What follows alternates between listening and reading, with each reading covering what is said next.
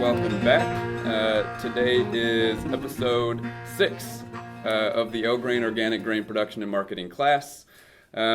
This week we have Randy Hughes starting us off. He is an organic and conventional grain grower from right around Madison, from a little bit south.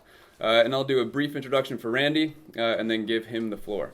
So Randy Hughes is a fifth-generation farmer. His family's been farming for over 150 years. He has both organic and conventional acres, so he runs a split operation.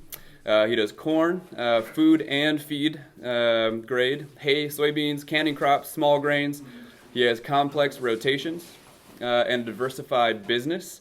He sells into many grain markets, as well as having a value-added tortilla chip company called Blue Farm, which the people in class get to taste a little bit of. Apologies to the people that are online. Technology is not to that point yet.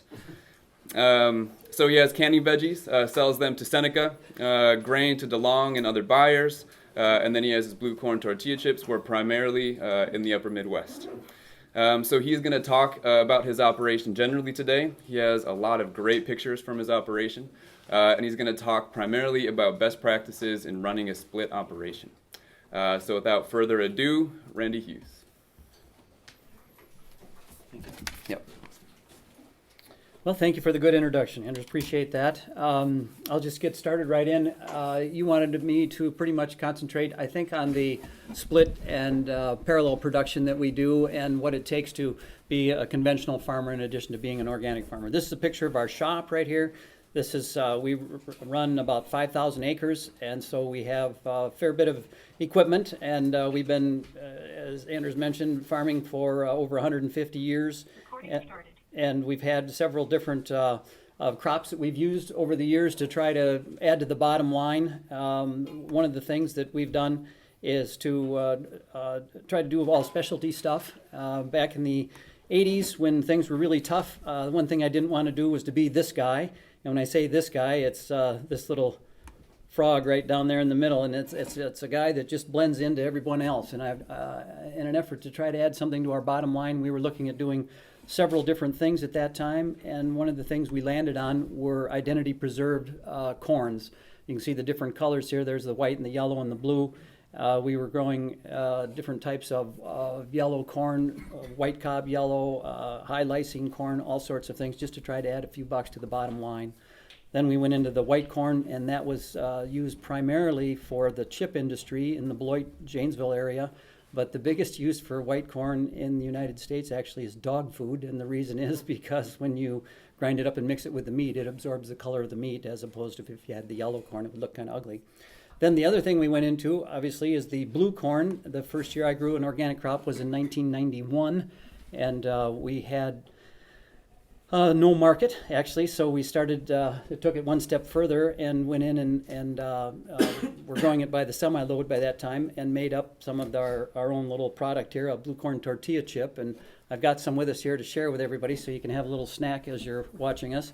There's, excuse me, the organic market was pretty new at that point, and it was hard to get into some of these, what I would call mainline chains, food stores. The co-ops, that was easy, but when you got into the big stuff, it was very hard to get in there, so you had to go in and do a proverbial tap dance to try to get them to take it on. But now the organic industry has moved along, and I'm riding on its shirt tails, and it's worked out quite well. It's a good deal for us. In addition to the blue corn, we grow all the rest of these crops. I'm going to show you both conventionally and organic. This is the white corn, the yellow corn, soybeans, and wheat, and rye, and then also snap beans or string beans, and sweet corn. And it was in an effort to keep your rotations viable. You want to make sure that you have, you can't just grow corn every year. You have to keep your rotations spread way apart for diseases, weed control, all sorts of things, pest control. And so what we do is we always try to find something new and unique. And this year we grew sunflowers. Now we only grew those organically. We aren't doing any of these conventional. This was a very different, unique crop, especially in this area. It's a very pretty crop. In fact, it was about the only crop I've ever seen that's pretty in the middle of the night. But what happened was there were so many people that showed up that we ended up having to put in, if you can see right down here, there's a little fence in there. And they were coming in, and they were all parking like city kids. They'd pull right in and park right in the way. I'd ask the guy to move. He'd say, geez, you can get by. Well, yeah, with a pickup. They just didn't understand. And I was getting frustrated. I credit my daughter for saying, you can turn this into something good. So we actually built a little area for a picture-taking area, and people came from all over. It was in the paper. It was just all kinds of things, just from one little crop. So it, as far as being unique, it worked quite well, I would say. This is a picture of the parking lot that we had put up because, as I say, they'd drive right into your yard and be absolutely in the way. This guy brought his own outfit to get his picture taken. I was coming out of went up to check an irrigator, and I was coming out at 6 o'clock in the morning, about 10 after 6. I came out, and there was a white Mercedes pointed in, and I could see that somebody was out in the sunflowers. Couldn't tell what they were doing. When I got up close to him, it was this woman that she was packed into this dress so tight she could hardly move. She had big eyelashes, huge hair that was not of a color found in nature, and she's out there with a set of fingernail clippers trimming a couple of heads to take with her. And I just drove up and said, hello, and she goes, hello, aren't these beautiful? And I said, yes, they are. And she said, I'm getting married in 3 weeks. My colors are brown and gold, and I'm going to use them for centerpieces on my table. And I said, I was going to use them, to make a living. And she said, oh, are these yours? I said, yes, they are. And she said, did you do this on purpose? I said, yes. And she goes, oh, I thought they were growing wild. And I said, ma'am, there's 80 acres here, and they're in rows. And she goes, oh, yeah. And she was just learning the whole time. And I asked her, she asked me when I said that it's going to be 3 weeks before she gets married. I said, these are probably going to be stale or wilted by then. And she looked at me and said, do you deliver? I said, no, we still aren't on the same wavelength. I'm just a farmer, and we grow these for the sunflower seeds. And she was surprised to hear that sunflower seeds actually came from sunflowers. And she said she loves sunflower seeds. I said, no, we use them for the oil. And then she said, you mean sunflower oil for cooking? And I said, yes, that's right. And she was a bit of a foodie, so she understood what that was, and she was going to send one of her bridesmaids back down to pick some up, and I never heard from her again. But I guess we accomplished what we were trying to do of being unique and different, and that's what might make you be able to squeeze a couple of more pennies out of the market. Of course, when you do that, you need some other equipment. As you can see, we have yellow combines. We had to get a green head, swallow our pride, and get a head that worked for it. This is actually an older head. It's called a row crop head. They just have belts on it that grab a hold of the sunflowers and pull them in with a knife that cuts them off. Sunflowers shatter very easy when those things are really ready to go. If you go up and just hit them with your fist, you'll have half the seeds on the ground. So we actually ended up renting this head from a neighbor, a friend of ours. So anyway, that product ended up working out fairly well. This is a picture of what the seeds look like in the bin. And then what happens is it ends up being made into oil. This is a friend of mine, and he and I were on the OCIA board 20 years ago, and he started out with a little press, sat on his kitchen table, and it grew into a company where he needed more acres. Part of it is because the makeup industry had gotten a hold of him, and they were anxious to have the organic oil that was obviously non-GMO. So that his market has grown, and he asked me if I needed, or if I could grow some, or knew of anybody that could, and I said I wouldn't. It was a perfect rotation because it's not a grass like wheat or corn. It's obviously a broadleaf, and that helped our rotation a lot.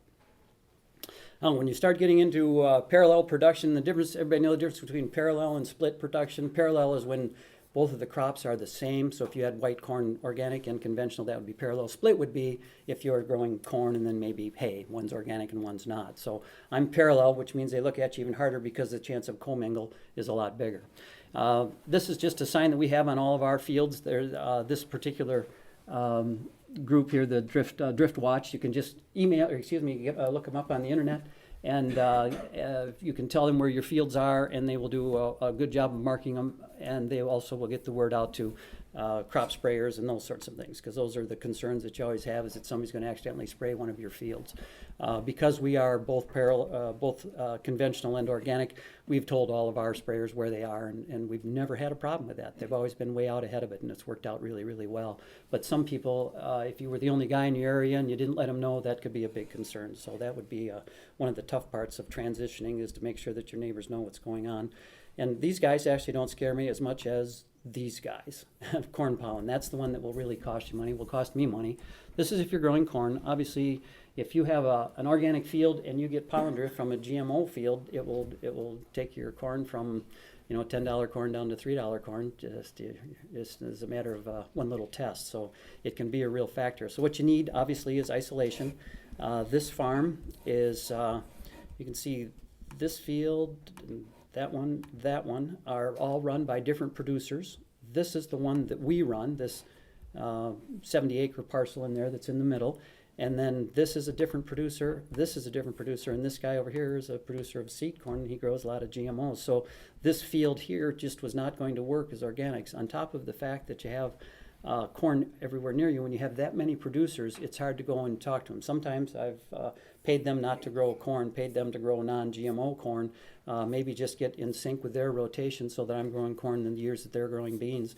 And it's just hard. With that many, there's so many variations that you just never could make it work. And then to add on top of that, this right here is what I call a weed farm. They grow natural plants for restoring prairies. And when you're organic, you don't have the defense against a lot of those things. If you're chemicals, why they usually can take care of some of these plants. They're pretty finicky, and it isn't an issue to control the weeds conventionally. But organically, I just didn't want to be next to a weed farm and a bunch of pollen. So that's one farm that's flat, it's sandy, it has an irrigator. It would be ideal, but it's not, strictly because of my neighbors, actually. So that's just the way that it goes. As you pick out your fields, as you're transitioning, if you want to decide that you want to do a piece of organic, get one with some good isolation. This field right here is about 500 acres, and that's one that we farm. We don't grow any GMO corn, so it's all non-GMO pollen. And so that field is supplying pollen throughout the whole area of that slide. This little field over here is actually 180 acres. You just can't see much of it. That one we are in control of. And this one right here, and this one right here, and this little one right there are the organic fields. And by having this border right here, there's no concern about spray drift because you only need 25 feet, and with the trees being 40 feet high, it's a well-established hedgerow. We don't have any issues with spray drift, and then there's not much chance for pollen to come because it's about a mile in that direction to the nearest cornfield and probably 3/4 of a mile going off the picture to the other side. And so consequently, we have great isolation there, and if there is any pollen that shows up, it's coming off of corn that we've got out there that we want. So it's very important. You can lose a corn crop right away. If you're not growing corn, this isn't as big of an issue, but with corn, it's very critical. Same story here. This field and this field are organic, and over here is the airport, so that's a mile going that way, and this road right out here is a mile from this road right here. And once again, that's a 600-acre field. So not only is it good pollen, but with that big flush of having all that pollen on there, there's not much room for any of the other bad pollen or pollen that we don't want on there, which helps a lot. This is a organic field next to a conventional field. And on the left over here, this is conventional, that's corn. And then these are snap beans. And you can see right here is where what are now the end rows. This combine right here has gone around the field and is going to leave these rows right here. Those are actually my border rows. And you can see there's one row there, another row there, another row there. They're a little weedy. And over here is the conventional corn. As you can see, this row is lower than this row because we didn't fertilize very far to the left of the screen, or to your left of the screen there.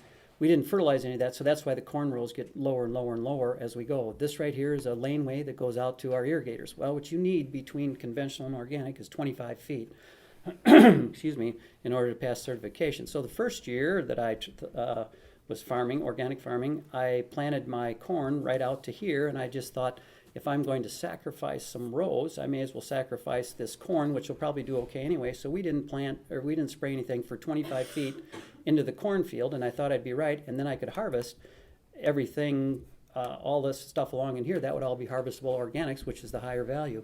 Well, my inspector came along and said, geez, that's a good idea, except in that last row right there, you probably had treated seed, which was true. That's not 25 feet from here, and so it got disqualified. So you have to be 25 feet from any chemical, not just the stuff that gets sprayed, and that's one that tripped me up.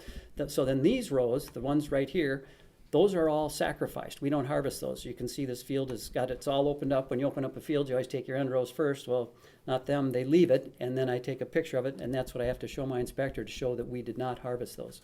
If we're growing corn, we actually leave some in the field, and then we'll go back and pick that at a later date and take it in and weigh it. This is sweet corn, but it's the same situation. These are the border rows that were left there. You can see this was all picked quite a while ago, and that just has to be wasted. You have to work it down because it's not 25 feet from the the conventional crops that are in behind this line of trees. So isolation is huge. You can lose a crop pretty quick without it. So you might ask, if that's the problem, why don't you just make everything organic? And that would work fairly well, except there are some pieces that just don't lend themselves well to organic farming. This was a perfect example. This one is owned by the city of Janesville. And from the day I rented it, it had a sign in it that said shovel ready. Well, all of a sudden the shovels showed up. You wouldn't want to have the investment that you have to put into organic agriculture and lose one like that. So if you guys are from your own family farms or whatever, you're thinking about taking a small piece and making it organic, get one that's out of the way of the development path, get one that's isolated, get one that is the type of soil that lends itself well.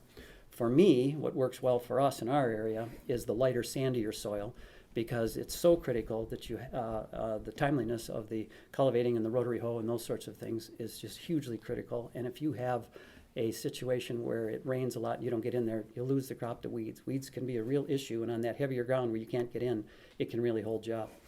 This is excuse me, just as some organic ground. You can see there's some bean stubble there, and it might look like everything is going well, but if you look right here, there's one of those little buggers coming in. That's I think it's probably red root pegweed is what that is, and that one is in the row. If they're over here, the cultivator gets them, but in here you can't get them without getting the corn, and it makes it real tough to figure out. There's another shot. You can see he's getting a little bigger down here, and what you want to do is be able to get in between the row and with the cultivator, but it's the rotary hoe that gets right actually in the row itself. Of all the tools that you need, in addition to cultivator and those sorts of things, I found this book, and I don't even know where it came from. It just was at our shop. It may be my great-grandfather's, I'm not sure. And it's just an old book about farming. And as you can see down at the very bottom here, if you can see it, I think 1917 is when the book was published. And what it has is it has the old style, the old ways of controlling weeds. And right now, if you looked up a certain weed, you might just get the chemical solution for it. This is the old style, and it goes in and talks about the rotations that would work, and it also goes in and talks about how the plant propagates and those sorts of things. You find its weak spot, and then you cut it off at the knees is really what it amounts to. They're available in the library, all kinds of places, but once you learn what those things are doing, that's how you can find a way of attacking them. This is the other thing you need, an old guy with loons on his shirt. No, it's the rotary hoe is what you're after. That one folds out. It's a 40-footer. You want one big enough to go out there and be able to get stuff done. When you pick your rotary hoe out, just get the biggest one you can afford, fit, carry, whatever it takes, because it is so critical. You will lose the crop if you don't get the stuff in there. That's for sure. If you don't get the weeds taken care of. This is an Einbach tine weeder. This works a little different. I don't know if you ever run a rotary hoe, but after it goes through, you might find a spot that big that didn't get hit by a rotary hoe, and the weeds will be growing in there. These little tines in there kind of work themselves back and forth, and when you go across it, you really do get every single square inch of the ground that you're working on out there. You would plant the crop, and just before it comes up, you would hit it with this, and then maybe once again after it's up a little bit and it's been established. So it's very important. The weed control is huge. Obviously, the next step is the cultivator, and as you can see, this over here has been cultivated, and it's in pretty decent shape, but right here, there's a weed, and that's not gotten hit by the cultivator because if you were getting that close, you'd be getting the corn. So you've got one pass with the one cultivator, then you come back with another pass with these wider ones. See these big wide shanks on here? And that kind of mounds it up, and the little weeds that are right next to the corn, you end up getting those out because it throws dirt up over the top of them, just smothers them out. And that's about the only way you can get the ones that are closer than that once they've gotten by you. They would have a big sweep shovel like this on it, and then this is what the corn row would look like when it's done. I don't know if you can see it, but there's a couple tiny little weeds coming in right down there. But those are, once again, they're already in the shadow, and you probably, if you've got corn this clean, that corn is at least knee high. It isn't quite as deep of a furrow as it looks here. That was a picture taken right from the ground, and it's not quite that obvious. But you do end up getting the corn thrown up in between the corn, and that's how you can control it. So. All right, now back to parallel production. The little bit on weed control there, you do that no matter whether you're parallel or organic. If you're parallel, this is one of the things you end up spending a lot of time doing. You have to clean your equipment down every time you go from organic to chemical, or from chemical to organic. And when I started, it was a bit of a tough sell with all the guys to explain to them, but we've got some some processes out now, and everybody pitches in. It doesn't take long. To take one machine and clean it all the way down from one to the other is probably 15 or 20 minutes. That's two guys. to get it done that way. These particular machines have a shaker pan in the bottom instead of augers, and within the auger you've got a space in the bottom, and there's going to be crop that will sit underneath the auger. With these pans you don't get that. You just hook onto the pans, you pull them out, and you can get it really, really clean extra fast as long as you get those pans out every so often. There's a gentleman in the audience here that has one of the machines, and he knows if you don't take the pans out very often, they come out hard, but if you take them out 2 or 3 times a year, come out. But it's just another way of getting it clean, clean, clean. That's what you want. And we take it one step further and blow the machines off because of the weed seeds that land on the machine. Once again, you start filling your weed bank back on the organic stuff. We don't want it, so we spray it off on the conventional fields. This is just another shot of cleaning out the grain bin. And the buggies have to have it too. You got to clean those all the way out, open the bop on the bottom, and then we get in there with a wand and blow them all the way out. And anything else that you use, auger, trucks, the whole bit, you have to have all of that cleaned out. This is a clean out log, and you have to fill one of these out every time you clean it out. And once again, if you're not parallel, you don't have to do this. If you're all organic, you don't have to have the clean out logs for these.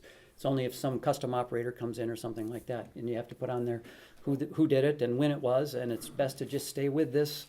You think you're going to, yes, question, go ahead. Yeah. Do you get pretty lucky where you only have to do that once a year, or do you kind of have to switch back and forth if you have crops that aren't ready? Okay, then and Repeat the question. the question was is do you have to do that? Can you organize your operation well enough so that you don't have to do that several times a year? And I would tell you that I'm not that organized. What happens is different crops are ready at different times. So you go in and you harvest the organic soybeans, and then you go do your conventional, so you save a clean out there. But now you've got to go to corn, and so you've got to clean it out for corn. And sure enough, you go try the organic corn, it's too wet, so you go pick conventional corn for a week. Then you got to clean it out and go back to organic, and then you pick half the organic, and the mill's full, and they can't take any more organic, so you sit there, or you go back to conventional, and then you got to clean them out again. So no, it's just too hard. It'd be great if it did work that way, but it seems like there's too many other things getting in. Great question, by the way. And this is my marketing plan right here. Just get wheels under it and get it out of town. And anybody that is doing organic farming will probably find that the market for organics isn't right in their backyard. So you end up needing to get somebody in to haul that away, or maybe even to harvest it. If you do that, even if you're an organic farmer, once you bring a truck in, you now are like a parallel producer in that you've got to make sure that that truck is clean. And so this is a bill of lading that we use, and if you can, I don't know if you can see that very well, but basically way down at the bottom it just shows what was hauled in it last, and then also how it was cleaned out, who cleaned it out, and then the signature by the person as the inspector. This is something that was held over kind of from when we used to be certified by JAZ, which was a Japanese certification to sell to Japan. It's good to have somebody that is ultimately responsible to make sure that all that happens. So if there's one that's not clean, you can actually go back and ask them, did you clean this? Or if you didn't, why not? Or did you think somebody else did? It's just so there's a trail. And the inspectors want to see this. They want to know that it's clean. When you deliver the crop, you will have to have this that shows that it's on there and that it's in good shape. There are some places that won't take organic crops without this filled out that shows that the truck was clean. They might, even though you've got organic certification and everything else. Yes, go ahead. So the inspector that you talk about, is that somebody that you had to find, or somebody that was appointed to you when you said you're going to be organic, or how? Okay, and the question was, who is the inspector and how do they find us, or how do we find them? In order to be certified organic, you have to have a certifying agency that is accredited by USDA, NOP. And so when you do that, you sign up with all the different, any certifying agency, they will assign an inspector to you, and you have an annual inspection. They come out and look at all your records and want to see all those things. And as I mentioned, the clean out logs are so critical. It's easy to just say, oh yeah, we'll fill that out, and then you remember that tomorrow's your inspection day, so you start filling them out, and those inspectors are pretty good. And they asked me, why the hell did you clean your buggy out on July 15th when you harvested the crop on July 14th? And so you want to make sure that you're not doing it under stress, that you make sure that they're all done at the right time. And it's very important because you have to have that, and that's what gives the organic market integrity, so that when somebody buys something, they really do know that it's organic. When it says organic on my crop, or excuse me, on my bag, or when I see it on somebody else's, I really believe that it is organic. The ability to get non-organic crop in there, you'd have to really be trying to cheat. I mean, you'd have to try very hard to get it passed. This is just a picture of a place in Iowa. We bought seed from this guy and planted it into wheat. It was wheat seed. And then what happened was that they had a lot of head scab in their area, so they called us back, asked us if our fields were clean. We said, yes, they look pretty good. Come on up. So they came up and looked at it, inspected it, thought it was okay, so we ended up hauling it back down. Classic example of I say, you need some trucks to get it down there. That's a market that you wouldn't be able to tap probably with a single axle. It's just a way of getting the crop to a place at an economic level so you can afford to do it. If you can't do it, you need to find another trucker. And when that gets there, this guy had his own bill of lading that wanted it filled out. And as you can see, the same thing, just the fact that it's an organic crop, it has the lot number on there, it's signed, says that it's cleaned, has all the stuff on there. They want to know exactly what it is before they'll take that stuff in. So you've got to be able to have good records and keep them up. You just got to stay with it. So after your crop is out, you might talk to your fertilizer dealer. This is mine. The one thing you have to understand with organics is that it's hard to get nutrients back on. It's a little more expensive, especially nitrogen. So you should look at that piece of ground as something that should be working for you all the time. To harvest a crop and walk away probably isn't a great idea. You should harvest it and come back in with some sort of a crop that builds the soil or helps to catch the manure or do something like that. We use a lot of cover crops. This is rye. What we did is spread the manure on, then you put the rye on, and the rye works as a catch crop and grabs a hold of all those nutrients and stores them in the rye, and then next spring you just work the rye back down and it releases those nutrients. So it stops the ground from washing, stops the wind from blowing. Rye is pretty hard on weed seeds, has an allelopathic effect that helps to bust up the weed cycle a little bit. You can see that's pretty clean field. It's organic field and it's just ready to go. And you can see the corn in the background. That's so we probably planted that after, I think, with snap beans maybe, and put them in and put the manure on. Now it's ready for corn. This is just another field where we did the same thing. This was irrigated, so we were able to put water to it. But you can see it's not only very appealing to the eye, but it's great for holding the soil and building nutrients. This is just some that we did with clover. We were planning on planting corn after this, so we were looking for nitrogen, and so we used clover on this one. This is an irrigated piece. Clover is a little harder to get established. If that grows real well, we'll probably get 100 pounds of N out of it, not to mention the organic matter. This is just a little sheet that we have that we keep track of all of it with, so that we know what went on each field. And you can see there's quite a few different crops on there. It depends on, sometimes you just don't want to put a legume on. If you've had beans and snap beans, you don't want another legume. You want to switch it up. So your cover crops are very dependent on what you're growing for the next one. So this is a chart that we made up ourselves. Got to put my glasses on to see it. It's what I have it set up so that for us, the one that makes you the money is corn. And you'd like to plant corn every year, but you just can't. So you have to get yourself ready to plant corn by storing up nutrients and also make sure that your rotations are good. And so what we do is just make sure that we don't get into that trap. And as you can see on this one, it was peas, and then we just put some cover crop of alfalfa on it, and then sweet corn, and then wheat, and harvested the wheat, and then put a rye cover crop on it, and then back to corn. So we can look at this chart right away and see that we had corn in 2015, so we know that that's just not going to go. We've got it scheduled for oats. On this one down here, this one was corn, soybeans, and then we planted it to wheat, but the wheat croaked. It was just a tough winter and it didn't make it, so fortunately we were able to get a hold of the canning factory, put in snap beans, and then came back and then put manure on it, put rye back in, and then planted the blue corn. And then after that, we ended up just doing the sunflowers. Actually, there was rye in there. I just didn't get that in. I apologize. But it doesn't have to be like this. It can be like anything that you want, but you need to be very aware of your rotations and find out what crops pay the best, and then try to plant those crops as often as you can. Obviously, you would do that anyway, but try to find some rotational crops that go in there that don't hurt the money crop and also help you to build your soil up for the bigger crops that come down the pipe there. Okay. And once again, the weather, if you think it affects you in the conventional market, it's even worse in the organic market because of the timeliness of the weeds.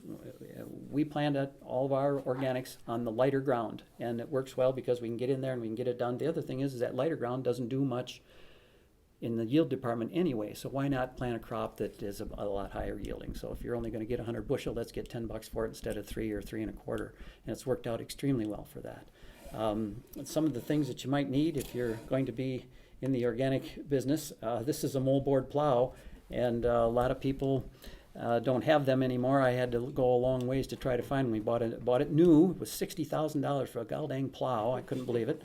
And it's a 10-bottom plow. It's an 18-inch plow. And when you have an issue, when you have a big weed problem, this year we planted corn on a piece of transitional, and we wanted to put wheat back in it so we could get the rotation right. Well, wheat will have some disease issues following corn, so we buried it. Just had to go out there and plow right over and bury it. But you don't want to spend months doing that. You want to get out there, plow it, and get done. And so we've got actually 2 of these things to try to get it all done. So I don't know. How many people here know how to plow? Strike out a land? I'll tell you what. You talk in a lot of places, and the hands are 1 or 2. People just don't know anymore. It's kind of a lost art. The other thing, if you can get one of these on your land, it works so well. As I mentioned, the light ground works best for irrigation because of the timeliness of all the passes that you need to make. And then if you can come back in with irrigators and make this go, it is just wonderful. For any kind of the cover crops that you're putting on, you water them, they come up out of the ground real quick. You can, obviously, when you sit down and pencil out an irrigator, you talk about how much yield you might add. Well, if you're adding $10 corn, it doesn't take very many bushels to justify an irrigator. People are doing it for $3 and $4 corn, so you can imagine how much better it works for organics. The other thing that's kind of handy that you might need is some of these. I've got great employees. Excuse me. A lot of them have been there for decades. The one way over on the right is my Uncle Wes, and we refer to him as the oldest working piece of technology that we have on the farm. He's been around for a long time. The rest of them are just, as I say, a crew that showed up, and they all know about keeping the stuff separate. They know about bill of ladings. They know about clean out logs. They know about making sure that you've got all the corn out before you load the beans, those kinds of things. And it was a little bit of a learning curve, but it isn't anything that anybody can't do. We're just regular folks. The other thing you need is one of these. This is Kathy. She's our office manager. And in addition to being really nice and having a great sense of humor, she is very, very accurate. And when it comes to making out the paperwork, it's spot on. If you ask her how many bags of seed we use on a farm, she'll tell you 28.6. 0.6? Really? How'd you measure that? She said she would take the number of bags they said they used and divide it by the acres. So she just is always very, very good at that. If you don't like paperwork and you don't want to take it on, don't be an organic farmer.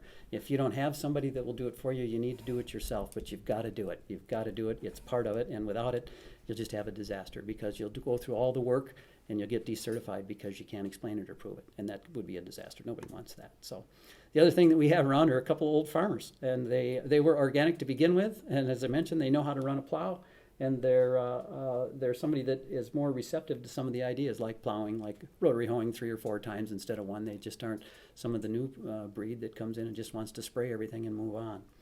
And the other thing that we contacted was a beekeeper, and we brought them out into our sunflowers.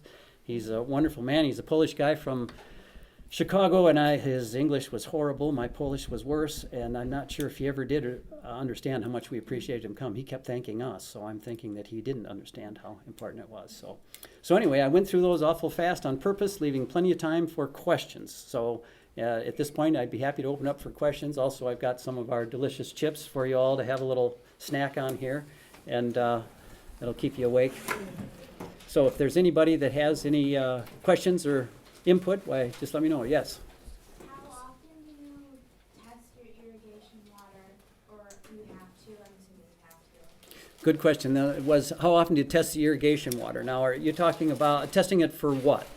Like chemical, like leaching from other farms, like if you have a big storage pond. Okay, and the answer was, what are we testing it for? And you're worried about chemicals, some sort of contamination that comes in there. With well water in our area, we don't have to test. We don't have to test. OCIA doesn't make me test. However, if you're testing out of a lagoon, if you're testing out of a pond or a river or something like that, there is a concern with that. And they make you test it every 3 years, I believe. And I'm only going off of what I've read. I haven't actually had to do that. But with our well water, we don't have to test it. Oh.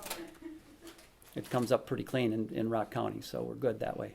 Yes? Do you have any rules of thumb on how big a buffer you need to minimize corn pollen drift? I The question. understand it depends on isolation and wind, but any rough rules of thumb? Yeah, the question was how big do the buffers need to be? And I don't. The further the better. And what works good, if you can't get a long ways away from it, then you should plant a lot of corn that has good pollen near it. So if it's just a numbers game, is one way to offset it, so that when those silks are out, you're bombarding it with your own pollen that is non-GMO.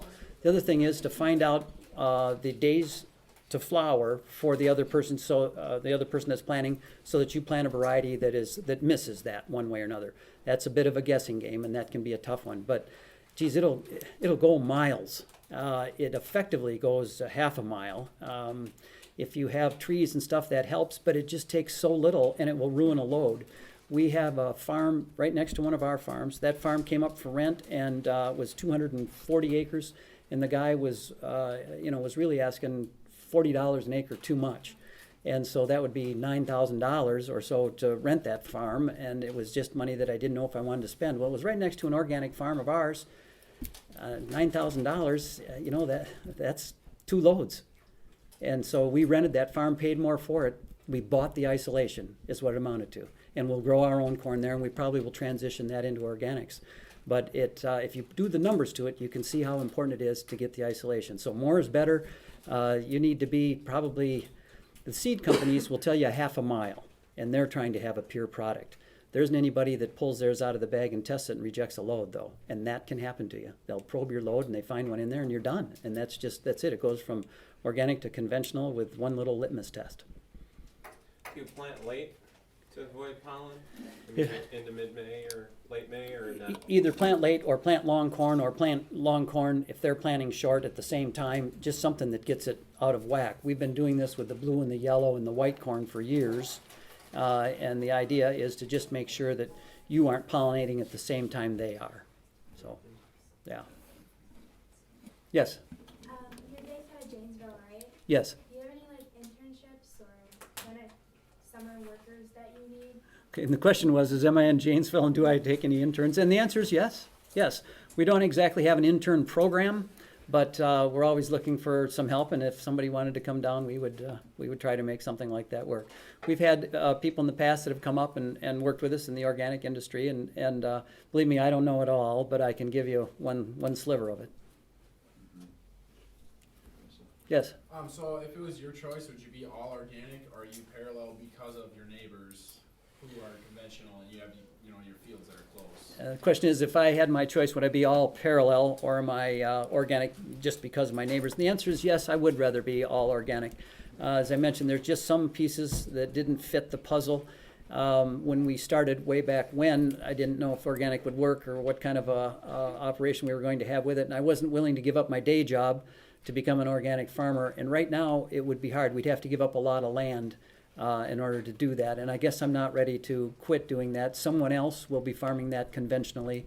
I truly believe in organics. I did start it, I think, just to be unique and different and to try to maybe find something that would pay better than the conventional corn. But in the first 2 years, I tried to get certified. My inspector recommended that I not be certified because I was too profit-oriented and I didn't have the organic frame of mind. I said, what the hell is the organic frame of mind? And I feel like I have that now. And the answer is that it isn't just about great food. It's about doing some wonderful things for the environment. When I was, out farming with my kids, it was so nice to not have to worry about the chemicals. Or even your dog can go out and walk around, get on their paws, lick their paws, and they're down and out. And with organics, you just don't have any of that. I'm a better farmer because of it. I'm farming with Mother Nature instead of trying to beat her at her own game, and I really enjoy that. I'm more aware of soil life. I'm more aware of different varieties and diversity and those sorts of things, and really trying to work through soil balance. With organics, because the soil, in my opinion, is healthier, you don't have to have as high levels. You need a balance, but you don't need your levels so high. And I'm talking about nutrient levels. And so consequently, you come up with what I think is much healthier soil. It smells different, and it has a different tilth. It becomes fluffier. It works better in drier ground than it used to because it's a better sponge. It soaks up more moisture because it has all the tilth to it. Yes. A lot of folks are not big fans of tillage in terms of soil structure and whatnot. Is this less of an issue because of the intensity of your rotation and the fact that most of it's on lighter ground? And the question was, a lot of folks don't like the tillage because of what it does to soil structure. Is that a good paraphrase? Yeah. Okay. And I'm very aware of that, not to mention the carbon release. That's a concern of mine. With organics, the soil structure seems to be improving for us, and part of that is because of all the organic matter that we're putting back in there, and the microbial life that's in there is working so hard to break that down and make some humus, And it really has, I think, done a good job, especially on these light soils. I feel like my nutrients aren't getting away because they've got something to attach to. Also, the nutrients that I put on are not as soluble, and they break down over a period of time. So I think I'm improving groundwater. I think I'm improving soil tilth. The carbon release, I don't know about that. I've read some stuff and I feel bad, especially if it's 100% true. I'm not qualified to give a really good answer on that. I apologize. Yes? I missed this. Do you have soybeans in your rotation? Yes, the question was, do I have soybeans in my rotation? And the answer is yes, we do. And we don't do them as often as we used to. Soybeans are really hard on the weed bank. We are so fortunate that we have a canning factory in our area, so we now have legumes that we can put in place of those. With soybeans, you plant them, and they never get very high, so they don't compete well with weeds. And so consequently, you have a whole growing season of those weeds to try to get a toehold, and they do. With peas to snap beans, double crop, the peas are a great smother crop. You plant those when it's cold, so they get out ahead of a lot of the weeds. And even if there are some weeds that come along, the canning factory comes by and harvests it, and you sell some of those to the canning factory, but they're not viable, and that's the beauty. So that first flush of weeds, it has very few viable seeds that hit the ground. You till that all up, and you plant snap beans after that, and it's the same story with the snap beans. They're a later weed, so all the early weeds have already given it their shot and lost. And then later on, you have some of the other weeds that come up. And there's a few in there, but once again, they don't get a chance to become viable. So if I can use my bean year with peas and snap beans, I do. However, those two harbor disease and some molds and those kinds of things, once every 4 or 5 years is about the only time you can plant those. So soybeans work well in that rotation. Also, that's one of the reasons we went with the sunflowers. They're not a legume, but they're also not a grass. And so we've been rotating that in. But we've done soybeans in the past. And if you have a wet spring, or if they get away from you and you end up having weeds out there, you spend $100 or $200 an acre to clean them up by hand weeding. And that's not necessarily what you're doing to preserve your yields, but if you don't stay ahead of it, you just have a bigger problem next year. So you just have to stay ahead of the dang weeds, and it's very hard to do with soybeans. Another follow-up question. So you mentioned time weeder, rotary hoe, and row cultivator. Have there been any other implements you've considered, like a Williston rolling cultivator, or any other Sure. dream implements with respect to weed management? And the question was, I mentioned our tine weeder and the cultivator and the rotary hoe, and the question was whether or not I've used any other things. We'd tried a flame weeder, and it worked okay. I think operator error was the problem at that point, and also a tremendous amount, speak about your carbon release. So we kind of shied away from that. The other thing that we used was a detasseling machine. I don't know if you're familiar with those, but they're just a set of spinning rubber wheels that pluck the tassels out, and I went in to try to get after some ragweeds, and that almost worked. I think with some proper adjustments, that still might work to try to get ragweeds out of the beans. We do have a Lilliston. I should say we had a Lilliston. We don't use it anymore. We've gotten by with the two different cultivators, the Danish tine and then the big wide sweeps. Those sweeps are set so that you can set them quite low and they don't make a big furrow, or you can furrow it up. So if you're on beans or something, it depends on what you're cultivating. But we have a 12-row Danish tine and two of the big single sweeps, in addition to the rotary hoe. And the tine weeder is still in Sweden. It's on its way. Oh, really? That's supposed to be. I paid him, so we hope so. Yes. Do you use any in-furrow treatments, like fish or any other When we liquids or plant, you mean? dyes? Yeah. Yeah, the question is, do we use any in-furrow treatments, like a startup or a pop-up fertilizer? And yes, we have in the past. We've used molasses a couple of different times. There was for a while there, they would allow Chilean nitrate. In fact, there are still some certifying agencies that allow Chilean nitrate, and that's just like a starter, which was a real shot in the arm. I didn't seem like I got any effect out of the molasses, so I have quit with that. That's just a sugar. And plants are making sugars, and I understand the argument, and the salesman was talking a good show. I bought some, but I just didn't see it show up in my on our yield monitors. I didn't stop and do a really good test. I think there's something to it, especially if the plant's stressed. If it's cold, I think it might help a little bit, but I don't know that. So we haven't used any for 2 years. So, yes? There's a lot of good reasons to plant a cover crop, and parts of them, it's pretty easy to figure out what the economic benefit is. But obviously, you can't just add them all up, because some of them would be counted twice. Do you have a feeling for what the total economic benefit per acre would be on a rye cover crop? And the question is, what would be the actual value of a cover crop? Can I put it into dollars? And when you talk about rye, it depends on, why you're doing it, where it is in your rotation. If it's just holding the soil, I don't have a dollar amount for that, but obviously it does hold the soil. When we planted our sunflowers start real slow, and then once they take off, they grow up real well and compete quite well with the weeds. So we planted rye on purpose and let it come up pretty good, and then worked it down 2 or 3 times. And what that does is just, it competes well enough with weeds that when the sunflowers finally got going, they got ahead of it, and we had very clean sunflowers, cleaner than we had corn, cleaner than we had anything. We had thistles in that field, and by tilling it up several times, we weakened those thistles, and then there was a lot of competition. So you could put a dollar amount on what would it cost you to control the weeds in a field for 1 year. Even if you just did it chemically, you'd be at 20 or 30 bucks. And then if you talk about what it would do for you in the area of recycling manure, when we put manure on, you have to make sure that it doesn't get away. There's the whole environmental thing. I don't want to be any part of sending it down the stream or into the groundwater. But as I mentioned, we work on sandy soil, and that's where it'll happen if you're not careful. By putting the manure on in the summer or the fall, we have a crop there that grows and grabs it before it gets away. As soon as you get a rain, the crop's growing, it grabs it, and it just stays with it. So now you're saving nutrients, and if you put on $100 worth of fertilizer and you save half of it, now you got 50 bucks that rye has done for you, in addition to making those nutrients very available next year and busting the weeds and then stopping the erosion and stopping the pollution. So, geez, yeah, you could put 50, 75 bucks an acre on it if you're busting up weeds and saving nutrients, in addition to what it does just for everything else. And the soil tilth, I don't know if you've ever taken a shovel to a rye field, but it's about this deep, and it's just a mass of roots. And when you'd asked me earlier about how do I feel about doing all this tillage, well, when I see all those roots that are going back in, and the no-till guys don't have a crop of rye in the middle of stuff, I understand they're not releasing the carbon, but boy, am I ever adding some tilth to that. And this sandy soil that used to shine up a plow in one round now has got a little more to it, and it really works much better. The organic ground is improving on our farm.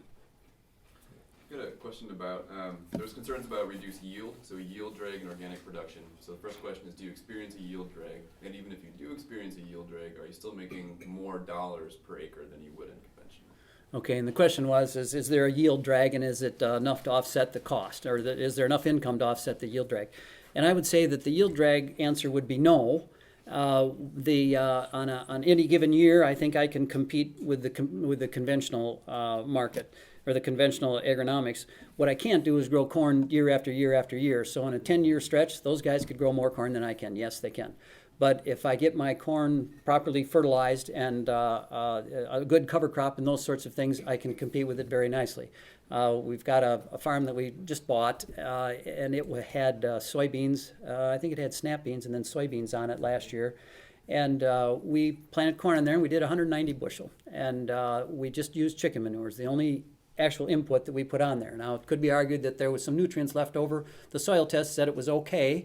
It was a dry year. Our corners were burnt right up, so there wasn't a whole lot in the corners, and the farm is fairly heavy. It's a decent farm, and it has irrigation, and the irrigation worked well, but we did fine in the yields there. When you start talking about these lighter farms that are farms that might do 150 on a great year and only 100 on a poor year, well, with the organics, because it holds moisture better and because it doesn't have to go so far for its nutrients, and a lot of the nutrients are right in the top part of the soil because of the cover crop that we've rolled over, it grabs a hold of those nutrients and does a better job.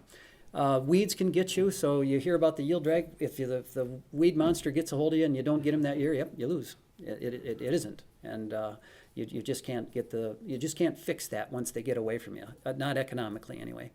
Does the dollar amount make up for it? Yes. Absolutely does. Even the years when you lose, the years when you win and have a good crop, it's a major home run. So the economics of organic farming are good right now. I don't have any conventional crops that compete with any of my organic crops. If I take the most profitable conventional crop, I don't think it competes with the worst organic crop. My production costs are similar Some years they're a little more because I might have to plow it. Some years they're a little more because the weeds get away from me and I have to do some hand weeding. But if we do it right, we get lucky. Those sorts of things, my costs are similar, and the income is at least twice, sometimes 3 times. So there's definitely a margin in organic farming right now. Good one. That's great. Any last questions from short course students before you guys take off? What is the price comparison between organic seed and conventional seed for like corn, soybeans, and wheat? Excuse me. And the question was, what's the price on seed between conventional and organic? Conventional, if you're buying traded seed, is more expensive than organic seed. We don't buy any traded seed, so the organic price is more than conventional. I was hammering my seed corn dealer today, explaining to him that he's in the corn business and the price of corn has gone down, and what the hell's he doing still asking the same for a price a bag? And I think we're at somewhere around $150 or $60 a bag. The organic corn is probably $2 to $2.50, depending upon how much you buy and when you buy it. We've sure bought some for less, but some of that wasn't as good at genetics. So. The treated seed is more. You're buying GMO corn, it is more than organic. Yes, and the question / comment was, is traded seed more? And I believe it is, yeah. Especially if you get lots of stuff stacked on and you find some organic corn that's reasonably priced. I think you can buy organic corn for less than traded seed, yeah. All right, short course students can take off. Make sure that you read the instructions for your final project coming prepared tomorrow to let me know what kind of part of the industry you're interested in interviewing someone within. All right. Yeah, one more question. Yes. Go for it. Why did you choose the bees? I'm sorry, why did I choose the what? Why did you decide to go with bees? Bees, the beekeepers. Oh, the bees. I'm sorry, why did we choose the bees? They're pollinators, and they help to pollinate the sunflowers. And so it's something, and I just believe in the whole pollinator thing anyway. I think that they do a lot for the world. And this guy was happy to come down to our place because we're organic and they had plenty of pollen without getting plenty of pesticides. So that's why he was happy to come there. We were happy to come there because he pollinated our sunflowers. Was that the first time you'd ever done it? It's not. We've had them a couple of times when we grew. We grew some buckwheat, I think it was, and buckwheat honey is a special honey. It's a little darker, and people really like that. A beekeeper heard that I was growing buckwheat and came over and put his hives up at the buckwheat. We grew buckwheat one year on a farm where I lost the battle. I just had so many weeds, I wasn't winning, and so we just plowed it up and planted buckwheat, and took a year off of farming just to bust up the weeds. And I might add, it didn't work. It was heavy ground, and it was good the one year, but same thing happened again. We got rain, and it got too wet, and I couldn't get in there, and I lost it again. So I took a whole year, paid the rent, put the fertilizer on, put the buckwheat on. We didn't take anything off. I planted corn the year after that and did good because it came off the buckwheat. But we didn't. That's a conventional farm now. I'm embarrassed to say that I couldn't make it, and it goes back to that same thing.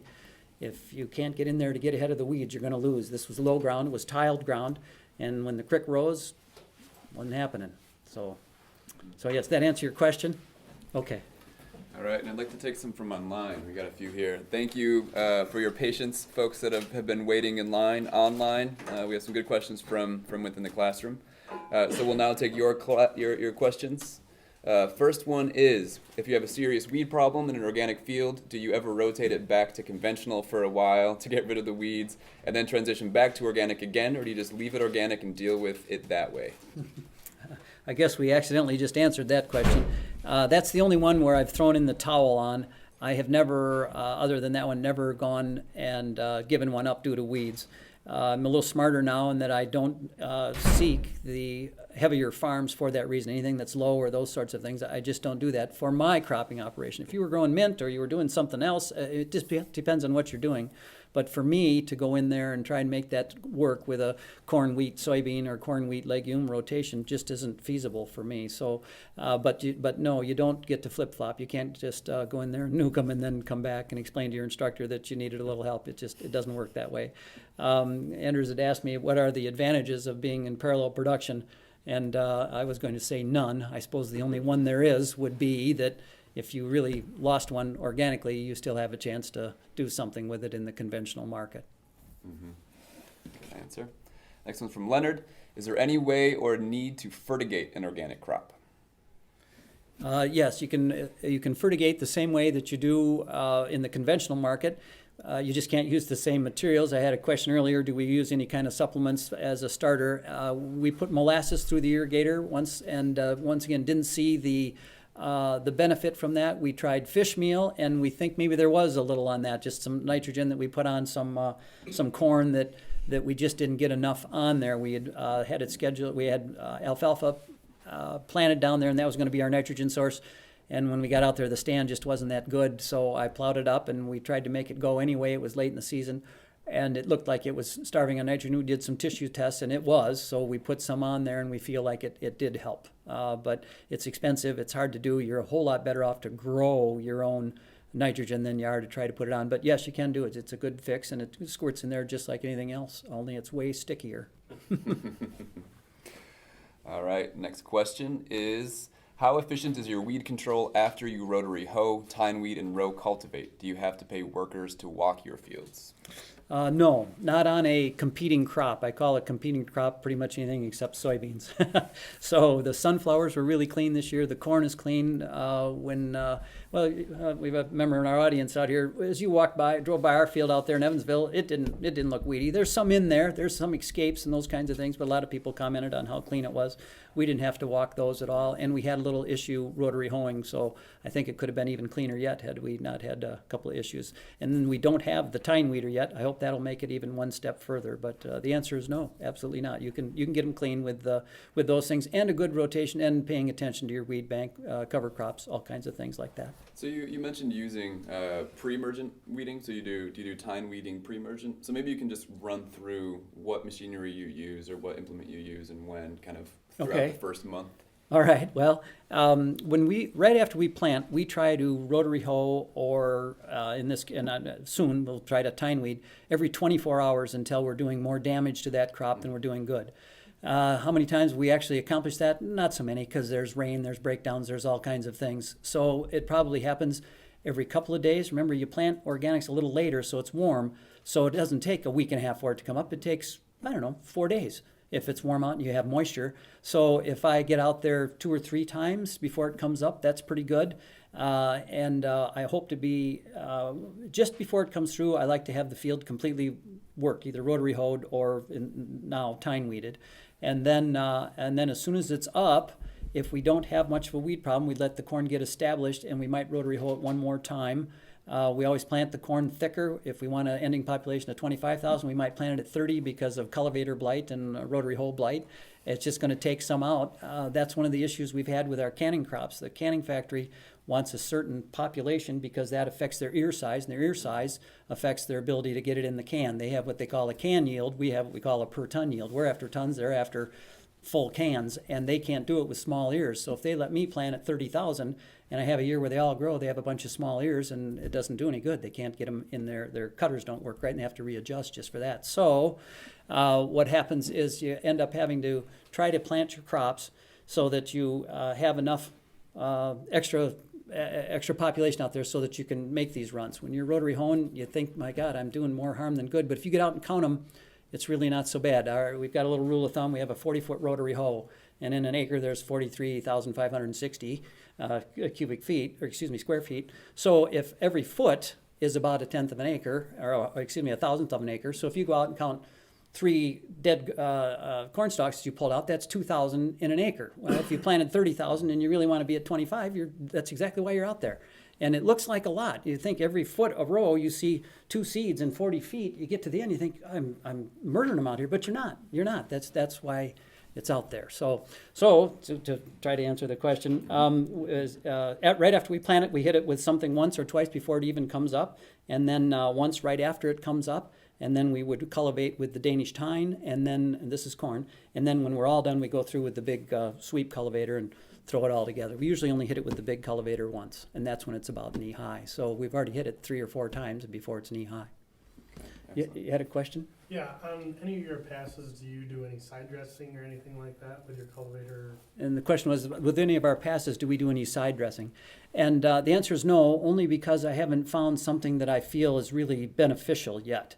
If I had, some source of nitrogen or something like that, I might try to do that. Once again, The next year's crop starts as soon as you take this year's crop off, with getting the manure on, getting the cover crop on, because we don't have the advantage of coming out there in the chemical market. If it looks like it got all bleached out, what do? They go out and side dress some more on. Well, where'd the first batch go? Is question number one, and that's straight into the groundwater. And with organics, you grow your own nitrogen and have it there, and it's much more stable. And so I haven't found the need. Except for that one time that I'd mentioned, and I think we did fix some of it with fish meal. Nice. All right, one from Leonard. Do you ever rent ground on a long-term lease to grow organic crops? So rentals for organics. And the answer is yes. That's about the only way we do it. The last one we rented for 6 years, and the rent goes up a little bit after the transitional period. So we have 3 years of transition, and then 3 years of growing the crop. So that's exactly what you do. You've got to be long-term or have some idea on what it is, because there's nothing worse than getting it all transferred over to organics and then have the rug pulled out from under you. Mm-hmm. This is a point of clarification from something you said earlier, and that's that you said you preferred planting organic crops on light ground rather than heavy ground, and why was that? Just so that you can get in and get your mechanical weeding done. This is, once again, remember, we're corn and beans and wheat and canning crops. We aren't growing mint or any other crops that do well with wet feet. So for our operation, the light ground works better because I can get in there and get my tillage done, or I should say my weed tillage done. And also I find that the ground that is the lighter ground isn't in as big a demand as what they call the prairie ground in our area. And so you might get in there with a little less rent, and it also might be that little farm that's over in the corner that has some good isolation, as opposed to 160 acres out in the middle of a 10,000 acre prairie where it's all GMO corn. I can't survive out there because of all the pollen. I just can't. And it's beautiful ground. We have a piece that's been offered to us recently. That's the exact story. It's GMO on 3 sides.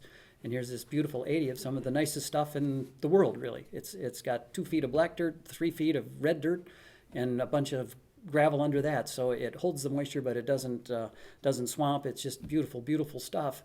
But I could never grow corn there because I'd get blasted by all the GMOs in the area. So I don't know if it's something I'm going to take. And the rent's reasonable. It's reasonable. The chemical guys would be wondering what's the matter with me that I'm not diving on that one. But I just can't make it work that way. That makes sense. Any questions with that? Oh, sorry, go for it, yeah. How wide do you make your rows in the plant? And the question was, how wide are the rows? We're 30-inch rows on everything. Yeah. So that's fairly normal. We get down them just fine. Our tractors are all on tracks, and they're 18-inch tracks.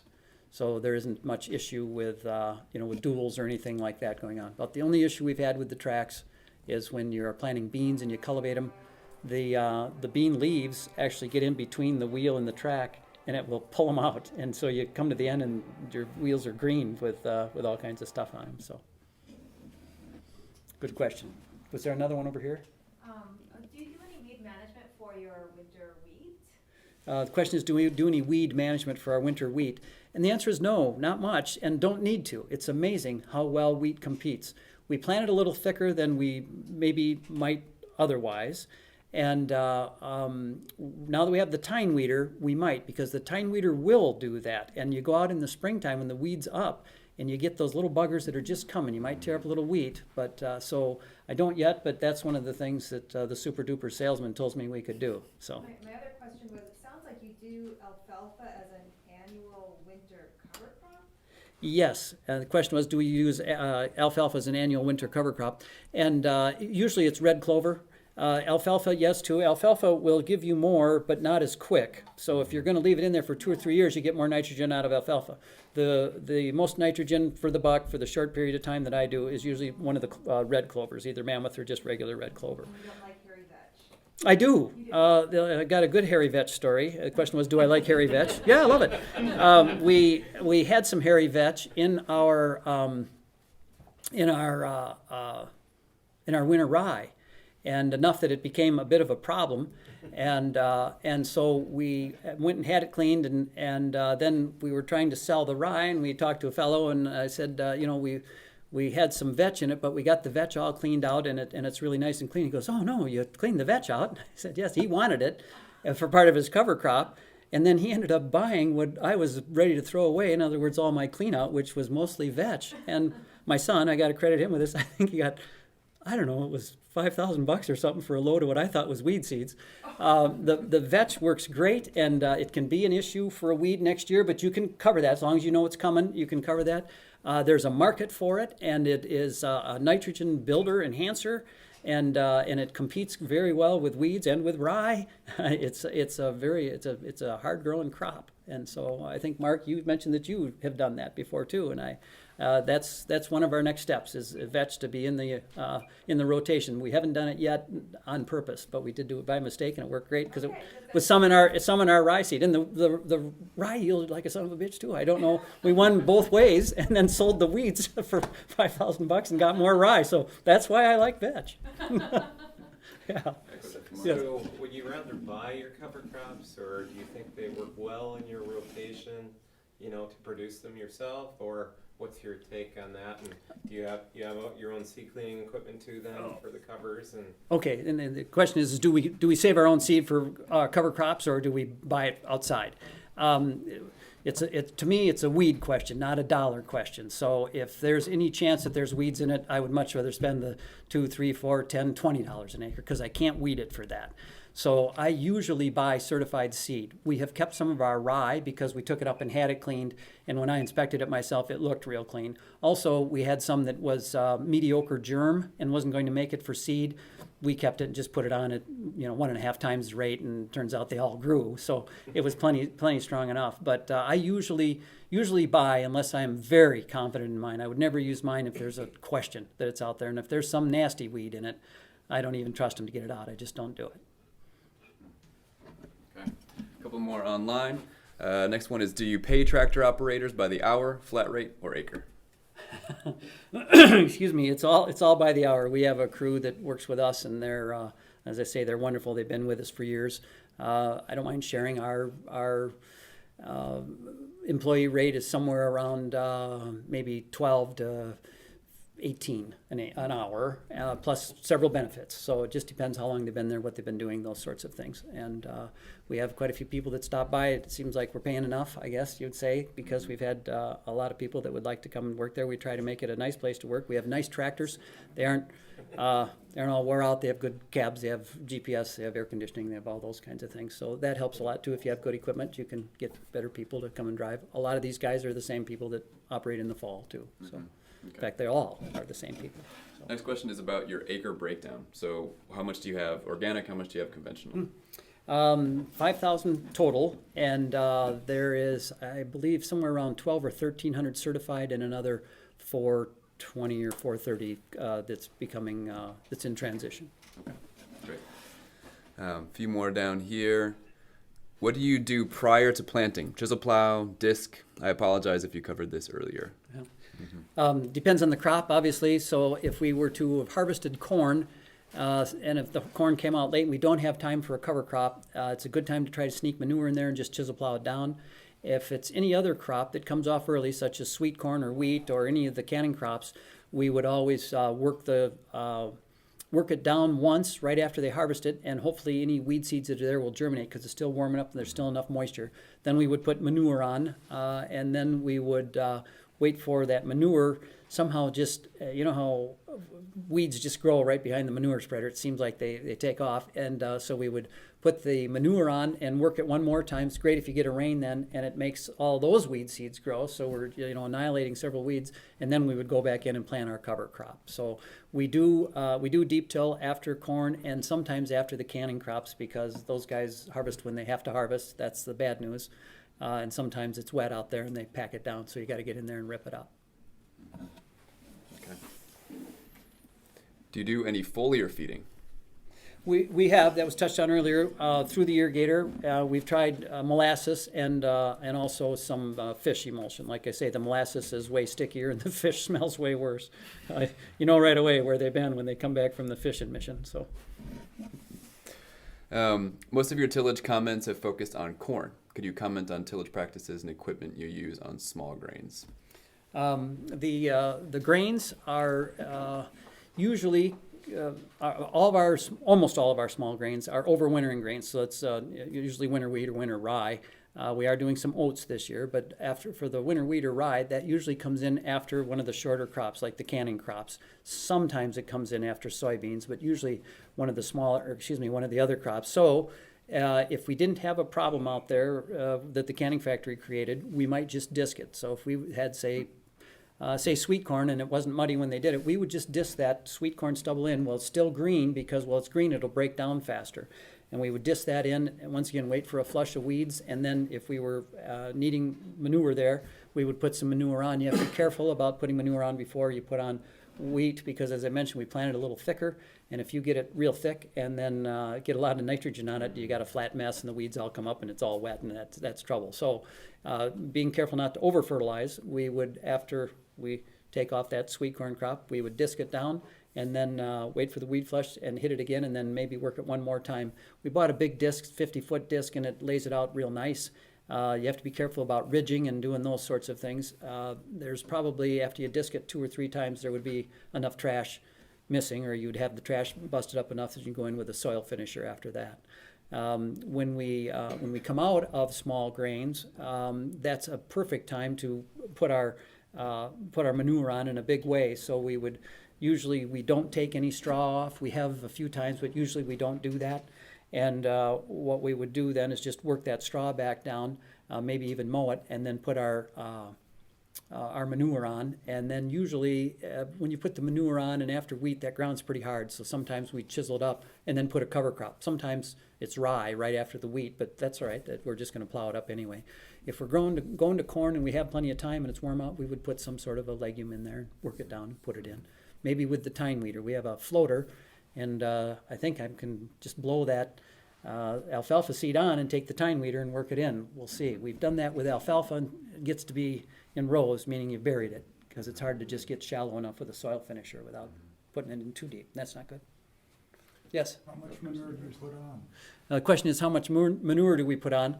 And with the chicken manure, if it's got a problem and we're starting out from scratch, we'd put on maybe as much as 4 tons to the acre. That's when you're really trying to fix a problem. For the most part, the chicken manure is a ratio of 4-4-4 percentage. So you've got 80 pounds of N, P, and K per ton. So times 4 is 320 pounds of N. That sounds like, holy smokes, that's too much. But if you're trying to get a good crop of corn, you probably will have about 100 and some pounds ready in the spring, and then the rest of it will be giving it up throughout the season, and you still would have 100 or so pounds left over, which would be more than enough to make the wheat grow.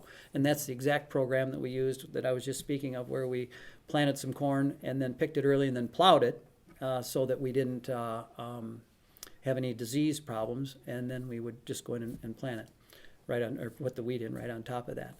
And there's enough nitrogen there, I think, for the wheat too, from just the stuff that we put on really 1.5 years ago, because it takes a while for it to break down. And that's pretty well documented, that it takes, how long it takes for that stuff to release. And on the liquid manure, we usually put down 5,000 gallons to the acre, which isn't a lot compared to, what some people do. And the reason for that is that we have semis that we haul the manure with to our buggy, which is on tracks, and everything just works with 5,000 gallons. 5,000 gallons legal load, 5,000 gallons fits in the tank, and then we got a little counter on there, and it just tells you when you put an acre on, and off you go. If we knew that we were going to put corn on, if we knew that it wasn't going to leach, if we knew that there wasn't going to be an issue, we put on as much as 10,000, but that's not very often.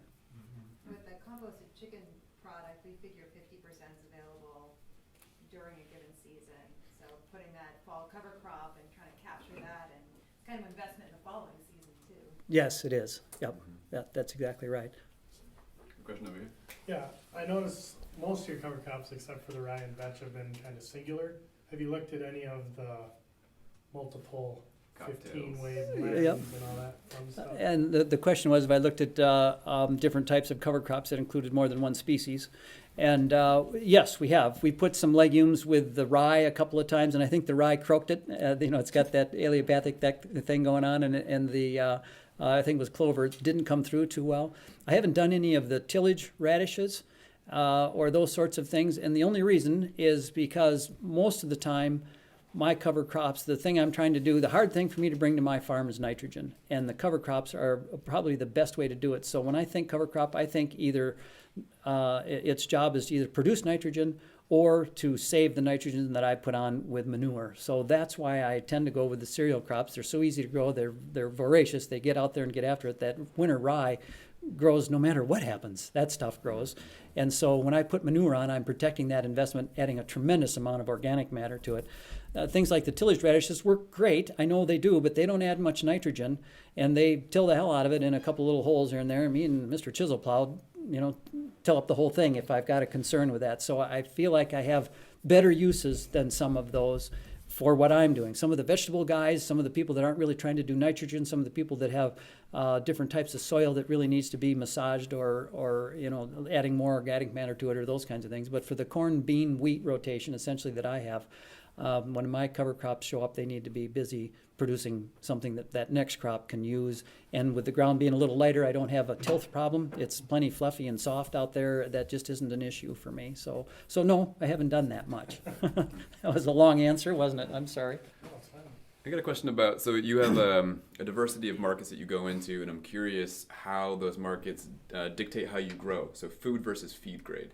So in terms of corn, soy, and other grains, what different, what are the things you have to take into account for food grade versus feed? Yeah, well, first of all, variety. If you're going to grow a food grade corn, they're usually specific. They've got something that they want. The white corn that we grow is all food grade, obviously, and so to do that, you have to have it in very early. You need good test weights. You need to have good clear corn.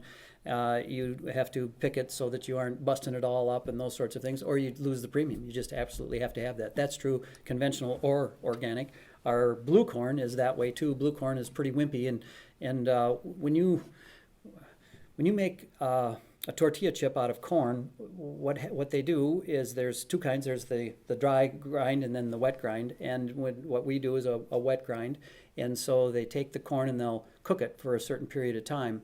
And the amount of time that they cook it is directly correlated to how hard the pericarp is, because you have to get a certain amount of moisture inside of that corn because you want your moisture level to be just right when it comes out so that it grinds properly and also fries properly.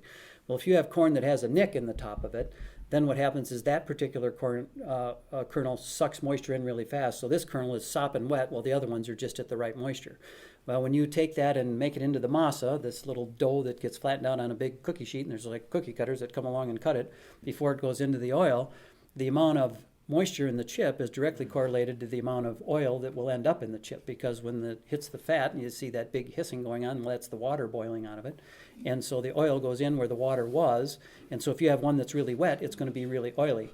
And then you might be out of compliance on your bag, or you hold up your bag of chips and they're oily and greasy and doesn't look right. So you want it to be very consistent, and that's why when you harvest that, you have to you like to try to grow a variety that handles that better, which is usually hard to do. They want the ones that never handle that. So you have to do an excellent job of harvesting, and you have to wait until it's just right and be very, very careful. Not to mention clean from the get-go. And every food product that we grow has some sort of a story like that about something that you just do not want to have happen to your crop as you're harvesting. It's very important to get the premiums. And I read a brief article that was saying that you kind of evolutionarily adapted that blue corn to your fields, so you saved your own seed year after year after year? Sort of. Can you tell that story? Well, we did for a long time. We used to grow an open pollinated corn, and the organic industry, all my buyers loved the fact that we were open pollinated because of genetic diversity or biodiversity. And so what we did is we took our corn and took it down to Chile with a gentleman by the name of Bob Tracy. I should say Bob Tracy took us down there. And he had already had some things going. He was a seed producer from way back, and he still had some connections down there. So we went down there and did grow outs, because it's just as far south of the equator as we are north of it, and you could get another whole year out of it. So as we slowly developed our corn, we came up with some pretty good open pollinated corn that yielded fairly well. What happened is that genetic diversity that I was talking about ends up biting you in the butt, because with foods, you want them always to be the same. If you happen to like those chips I gave you today and you go and you buy a bag tomorrow and it tastes different and you don't like it, then you probably never come back. Well, if you're used to eating the one color corn and then you get another batch that's slightly different because of all the diversity, pretty soon your chips are kind of gray one day and blue the next day and then really blue the day after that, and that's not good. So we found somebody that had a hybrid corn, and we're using a hybrid corn, and it works great. Okay, So got it. A couple more questions online. What do you grow in your transition years? So best practices for transition. Transition years are tough. I'm sure you've heard about that. It's tough on the finances, and it can be tough on the ground too. For me, what we do, corn is the home run right now. It's worth $10, and you can get 150 bushel to the acre, and your costs aren't much more. So you can make money growing corn. What you want to do is set it up so that whatever your crop is, your big crop, the one that works the best for you, that you are just hitting that rotation on your first year of organic so that you can try to recoup some of this money that you've lost. So as I mentioned, for us, that's corn. You don't want to put corn too close together. The ideal piece of transition ground would be something that hadn't had corn on it for a long time, so that first year transition, you could put corn on it because corn probably makes you more money now, just like it does organically. It probably makes you more money conventionally, or I should say in the transition department. You think, well, geez, why wouldn't you put beans on? Well, with beans, you've got all of the costs of getting rid of the weeds, but none of the income. With corn, you can fight the weeds. They get out and they get ahead of the weeds. So corn's easy to grow. You can stay ahead of the weeds, and if you have a source of nitrogen, manure or something like that, you can make it go quite well. So then, after corn, what I've done in the past, is plow that, as I mentioned, and put wheat in. Because after wheat, then you can put in some sort of a legume and or put on manure and get your nitrogen build up and do corn again. Now that's a pretty close rotation on corn. That's why I mentioned it would be great if it hadn't had corn on it for a long time. And as you come into that rotation, you then can plant corn so that you can stay ahead of the weeds and make some money, and then you can have yourself in great shape to come out and corn on the other end, and that helps to pay you back. Now you're out of the corn market for a while because you don't want to make them too close. You'll get worm buildup. You'll get all kinds of issues. The other one that would work great is hay. If you have a market for the hay, and you have a way of replacing the nutrients, when you harvest hay, you take a lot of stuff off of your ground. But if you have a market for the hay, that's a great way to transition in, because it actually takes care of weeds pretty well when you cut it 3 times. And then you're building nitrogen and recycling a lot of nutrients. You get hay in there for 2 or 3 years. Those roots have gone way down and sucked up stuff that's been down there for a long time. So that's a great way to do it. The small grains work well, but you got to make sure that your rotation doesn't get out of whack on you, so that you are coming back. What you wouldn't want to do is, if you were a corn farmer like me, you wouldn't want to plant soybeans and then do wheat. Supposing you had a bean ground and you could get in there and you put your wheat in, and then after the wheat you plant corn. Well, that's stupid, because the next year is your organic year and you can't do corn on corn. That'd be crazy to do that. So I would say work backwards. Find out your most valuable crop that'll help you get paid back, and then make that rotation work so that you are building up whatever your soil needs to make that one an absolute home run. That's how I do it. Yep, that makes sense. One more question online. If there's any more in class too that you guys have saved up, we can ask after this one. You might have touched on this previously, but what was the reason for creating the chip company? So the place that value-added component has in your business. Yes, that's right. The chip company was a unique thing. Originally it was a friend of mine and I, and we wanted to be the premier chip manufacturer, but only for Rock County. We were looking at 2 stores or 4 stores or something like that. So we went in with this idea to the chip manufacturing plant, and they said, no, we aren't interested. Come back when you have a semi. And so we said, okay, we'll do it. And we bought a whole truckload of chips, and about half of them went bad because we didn't have much of a market. And then after that, my dad just talked to a gentleman at Farm and Fleet, Bert Blaine, and he said, let's give him a try. And so they put him in the break room, and enough people ate him that he bought him, and we haven't had a bad load since. So that's how it worked out. We did it, I think, just to, once again, be unique and different. Coming out of the 80s, which was the worst farming environment, even worse than the Depression, worst farming environment in 100 years. If you've lived through the 80s and didn't get snowed under, why, you've done well. And we came through that, and I just wanted to try to set myself apart a little bit and come up with something that was unique. One thing I did learn during that time was how little corn it takes to make a bag of chips. I've said several times, if you want to make money in the food business, don't be the farmer, because on the other end, it's huge. And I get so upset when some of these companies talk about the price of their commodities, the price of their product having to go up because of the price of corn, and the price of corn is in the toilet right now, and I have not seen the reduction in the bread or the chips or anything else like that. In a bag of chips, I've got, I might have a dime's worth of corn in it. That's at the organic price. As I tell people, if you'll let me make 20% on the bag and the label, I'll give you the damn corn, because that's not where the expense is. It's getting it to the market. So if I answered the question, or if I need to, it's just another way of trying to spread some risk, another way of little linear expansion, something like that. So I'm curious, what percentage of your whole business is the value added? Not so much. Not including the sunflower, because that's not really my deal. That's just a friend of mine. So it takes a pound of corn to make a pound of chips. You lose some on the corn, but you gain some on the oil. So in 1 bushel of corn, there's 56 of those big family-sized bags. So if you've got 100 acres and you get 70 or 80 bushel, there's an awful lot of chips. So the answer is we might use 50 acres a year, growing 100 acres every other year, because we obviously can't grow corn on corn on corn on corn, but you also can't store organic corn long, because you can't use any of the nasties that keep it around longer. There's no fumigating the bins or anything like that, so it doesn't store for very long. Okay. So in terms of profitability, how do you rank things? Is it actually the blue corn number 1, then feed corn number 2, and then maybe peas and snap beans number 3? How do you look at that? Might have a 3-way tie there between those 3. You hit the 3 good ones. The canning crops work well because of the double cropping, because you get 2 shots, and if they both work well, it's hard to beat that. But that's 1 in 5 years. You have to stay away. So is that you can't focus your operation around that. The corn, you probably could do every 3 years, and so that works pretty well. And wheat is, right now, organic wheat, geez, we sold a lot of ours at $12 and $13, and we did 70 or 80 bushel. It doesn't take long to do the math on that, and that's not an expensive crop to put in. We're using fertilizer from last year.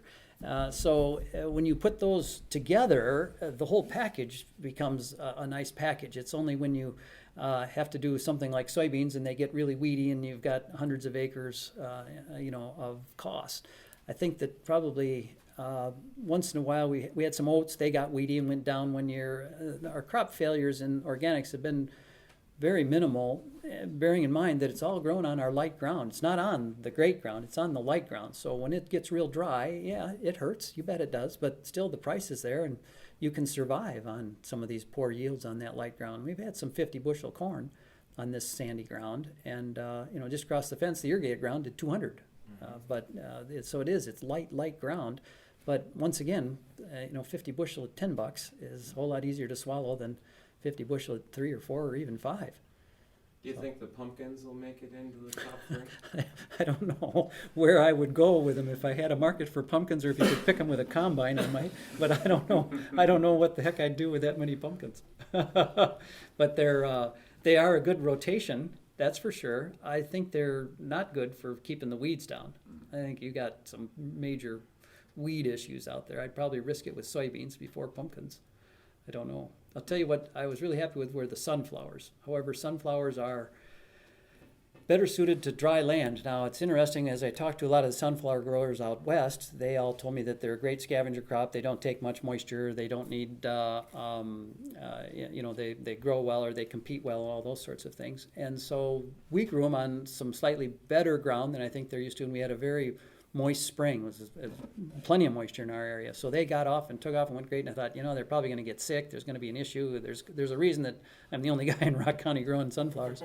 Well, I don't know what it is, but they yielded better than we thought, and the oil content was higher. So at this point, I'm under the assumption that you can put a little water to them, and you can put them on some higher fertilized ground, fertility, and maybe do well with them. That's what we're trying to do. He was asking me, what's the secret? And I don't know. When I say he, the guy that bought the oil or bought the sunflower. So if we, sometimes you just find out that there's something that works better just by accident. I didn't go into this because I know a lot about sunflowers. I went into it because it was a great rotation. I had a buddy that needed some oil.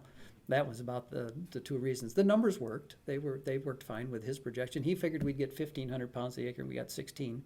And the oil content was I can't remember what he said, but he was very pleasantly surprised. So I think that's because Mother Nature put some water to them. Well, I need some sort of a rotation under this irrigators, and they sure competed with weeds well. They sure as heck aren't wheat or corn, and they paid well, and they weren't hard to harvest. But we had a nice fall in our area. It was warm and dry. Sunflowers, if you ever looked at them close, they tip over, and when they tip over, they are kind of inverted, and the heads on the back of them form a little dish. And when you get rain, it sits in there, and then the head gets wet. Of course, then you can't harvest it. So they work well out in South Dakota because they don't get any rain out there. That's not an issue. But here, with a wet fall, I might have a different story. So get back to me next year. I'll tell you how smart I am. What about you have one question? So 2 more questions, and then we've held Randy hostage for about 45 minutes with questions. Could you talk about the allelopathic effects of corn following a heavy rye cover crop? Are you seeing any problems with that? We haven't. We've been very careful. I had 3 people tell me that sunflowers croak after rye because of the allelopathic effect. And there's somebody that tried to do the crimping of the rye and planted sunflowers, and they did not make it. We have not seen it. We have been so worried about it that we're always very, very careful. When we work down our rye, we would never work it and plant it the same day. We would start working it as soon as it's maybe 6-8 inches high, and hit it the first time and just kind of bust it up, let it set for a while, and then go back and do it again. And we work it probably 4 or 5 times to get this stuff to get in there and get broken down. By the time we get there, there's nothing standing and there's very little green. It's kind of already worked down. So we have to plant our corn a little late because of that, but that's okay. We're all right with that because we want the soil to warm up anyway. So I think that if you were to, the longer you wait, the less there's the problem. And we haven't seen it, but we have seen it in the weed control on our beans, where part of the field got sown down to rye and part of it didn't. And I don't know if the rye competed with it in the fall. I don't know if it was the allelopathic effect in the spring. Maybe it was an extra pass of tillage. I don't know, but you could see the line. And the weeds were way less in the rye, and we attributed it to that allelopathic effect. I have never seen it hurt my corn or hurt the beans or hurt the sunflowers. Was told by several people that it would, but maybe it's because I tried too hard to make it not happen. Because you're splitting it and that hasn't happened, that would argue against planting in the same pass that you're rolling, for example. You're splitting it out to cause that to diminish for a couple of weeks? Well, I am, but I don't know. See, I'm not sure when those auxins or toxins are put out by the soil or by the plant. I don't know that. I always assumed that it was early when it was growing, where the rye, when you roll it over, is later on. Now, the guy that was telling me that don't plant the sunflowers into the rye said no, that they're still there and that it's a real issue and that we should be real careful. And I just rolled the dice and did it anyway, and they did great. So I called them back up and told them, it didn't happen here. But I don't know the answer to that question, sorry. What I could say in our trials also, so we do roller crimping trials, rye roll crimped, and we do beans afterwards, and we roll crimp, front mounted, 3-point, and then plant right after that. So we roll crimp, plant the exact same day. And when you compare conventional tillage to the minimum tillage roll crimped rye, there is a visible difference in terms of height. So in terms of plant vigor, it might be affected a little bit, but that could also be because of the cooler soils. So it could be that you have that mulch on top, so it's going to stunt them just a little bit. Even though they were stunted, the yields were relatively comparable. We got low 60s in all of our organic roll crimp this year. It was a good year for soybeans generally in southern Wisconsin. So we lucked out, but even so, we've had very comparable yields across. And I don't think much of the stunting can be attributed to the allelopathy. So it's not something that we've been worried about either in our trials. Have you seen the same thing in corn, though? We haven't actually done corn trials. We've had other issues with corn. So, yeah, I can't speak to that. We have one last question? Yep. Yeah, on your relationship with the canning company and canning crops, is that all on your certified ground, or is some of it on transition, some on conventional? And if it is on certified ground, do they market it as organic crop? And the question was, are our canning crops certified and organic and or transition? And if it is organic, do they market it as organic crop? They don't do any transitional crop, and I think the seed's fairly expensive. They need consistent stuff, and they just aren't going to try to do that. Their plants are set so that they have to have a certain amount of tons a day, and they don't want to roll the dice so that you have something to grow on your transitional ground. They do roll the dice on organics because that's what they have to do because that market is growing. So no on the transitional stuff. Yes on the conventional stuff. As I said, we do that in parallel production. So we might have organic snaps in the same year that we have conventional snaps. That's very common. Same way with sweet corn. The varieties are somewhat different because not so much because they're organics, but because they're a different market. Once in a while, the baby food market has a different variety than does the packet market versus the canned market. So there's going to be different varieties, but I don't know that they are necessarily because of it's organic. It's just because that's the market, because it's organic. You see, am I saying the difference there? There's, and yes, it's marketed as organic. They came to me the first year that I grew for Seneca. I think they told me I was, I don't know, 70% of their organic production in 1 year. And it wasn't even all of our ground. It was just brand new to them. This wasn't long ago. This is, I don't know, six years ago or something. And now I believe they have thousands of acres. We're a small slice of what they do. And it's a growing market, and it's about the only thing that is growing for them. They aren't making big inroads in other places. The food market is pretty flat. The organic industry is the one that's growing. And so yeah, they are very careful of it. And the first year there was a couple little bumps in the road with border rows and stuff. I remember telling you about having to have border rows, and I explained it to the field man, and he explained it to all the guys on the pickers. And I come out there, and they went all the way around the field and took that and hauled it away.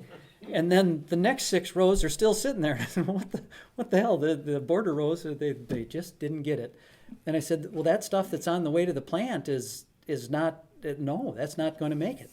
And they were upset because they didn't know how far along it was. And, if it makes it into the plant, now they got a big batch that's not organic. And, oh, God, the whole world was coming unglued. And wouldn't you know it, it was the one time in the whole world that the plant broke down. And they didn't take half the crop anyway. So everybody was okay. They brought the stuff back, dumped it in my field. Oh. And so we were all right with it. So, but now they are very good at it. Their paperwork is top notch. Their seed searches are right on because they very seldom can find organic seed for those vegetable crops. It's just not produced. And so they've got people that are hired to do it, and they do a good job of it. I feel very comfortable working with them that they're keeping the organic integrity there. But they know which ones are organic, and there's even a special organic field man for a while now. We've got the same field man, but they're having to do quite a bit of learning. We're talking to one of their buyers. Was it Ray Schueth? Does he work with them? Who? Ray Schueth? Yes, he does. He does, yes. I remember talking to him last year, and him also saying, as you were saying, that they're looking for more organic. So their issue is just in terms of having clusters of growers so that it makes sense for their harvesting and shipping.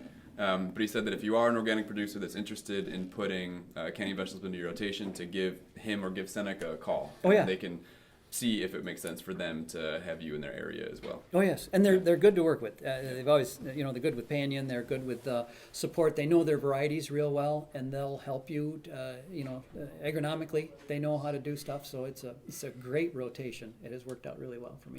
The rotation department, that's for sure. All right. Well, I think that's all the questions we have, and it's been over an hour and a half. So it was a marathon. Thank you, All right, Randy. well, good. I'm glad it worked. So thanks to Randy for